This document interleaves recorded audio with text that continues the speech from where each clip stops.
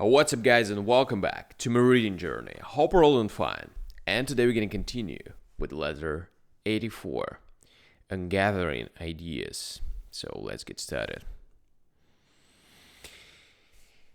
The journeys to which you refer, journeys that shake the laziness out of my system, I hold to be profitable, both for my health and for my studies.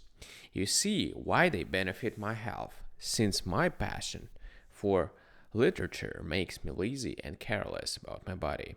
I can take exercise by deputy. As for my studies, I shall show you why my journeys help them, for I have not stopped my reading in the slightest degree. And reading I hold as indispensable, primarily to keep me from being satisfied with myself alone, and besides, after I have learned what others have found out by their studies, to enable me to pass judgment on their discoveries and reflect upon discoveries that remain to be made. Reading nourishes the mind and refreshes it when it is wearied with study. Nevertheless, this refreshment is not obtained without study. We ought not to confine ourselves either to writing or to reading. The one, continuous writing, will cast a gloom over our strength and exhaust it. The other will make our strength flabby and watery. It is better to have recourse to them alternately and to blend one with the other, so that the fruits of one's reading may be reduced to concrete from by the pen. We should follow, men say, for example, of the bees, who flit about to and cool the flowers that are suitable for producing honey, and then wrench and assort in their cells all that they have brought in. These bees, as our Virgil says, pack close the flowing honey, and swell their cells with nectar sweet. It is not certain whether the juice which they obtain from the flowers forms at once into honey, or whether they change that which they have gathered into these delicious object by blending something therewith, and by a certain property of their breath. For some authorities believe that bees do not possess the art of making honey, but only of gathering it. And they say that in India honey has been found on the leaves or certain reeds, produced by a dew peculiar to their climate, or by the juice of the reed itself, which has an unusual sweetness and richness. And in our own grasses too, they say, the same quality exists, although less clear and less evident. And the creature born to fulfill such a function could hunt it out and collect it. Certain others maintain that the minerals which the bees have culled from the most delicate of blooming and flowering plants is transformed into this peculiar substance by a process of preserving and careful storing away, aided by what might be called fermentation, whereby separate elements are united into one substance. But I must not be led astray into another subject than that which we are discussing. We also, I say, ought to copy these bees and sift whatever we have gathered from a varied course of reading, for such things are better preserved if they are kept separate than by applying the supervising care with which our nature has endowed us In other words, our natural gifts, we should so blend those several flavors into one delicious compound compound that, even though it betrays its origin, yet it nevertheless is clearly a different thing from that whence it came. This is what we see nature doing in our own bodies without any labor on our part. The food we have eaten, as long as it retains its original quality and flaws in our stomachs, as an undiluted mass, is a burden, but it passes into tissue and blood only when it has been changed from its original form.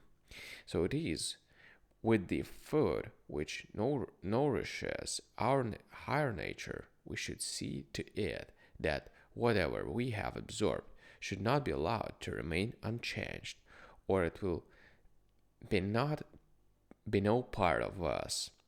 Once digested, otherwise it will merely enter the memory and not their reasoning power. Let us loyally welcome such foods and make them our own, so that something that is one may be formed out of many elements, just as one number is formed of several elements whenever, by our reckoning, lesser sums, each different from the others, and brought together. This is what our mind should do. It should hide away all the materials by which it has been aided, and bring to light only what it has made of them. Even if there shall appear in your likeness to him who, by reason of your admiration, has left a deep impress upon you, I would have you resemble him as a child resembles his father, not as a picture resembles its original. For a picture is a lifeless thing. What do you say? Will it not be seen whose style you are imitating, whose method of reasoning, whose pungent sayings? I think that sometimes it is impossible for it to be seen who is being imitated if the copy is a true one. For a true copy stamps its own form upon all the features which it has drawn from what we may call the original, in such a way that they are combined into unity. Do you not see how many voices there are in a chorus? Yet out of the many, only one voice results. In their chorus, one voice takes the tenor, another the bass, another the baritone. There are women, too, as well as men, and the flute is mingled with them. In that chorus, the voices of the individual singers are hidden. What we hear is the voices of all together. To be sure, I'm referring to the chorus which the old-time philosophers knew. In our present day exhibitions, we have a larger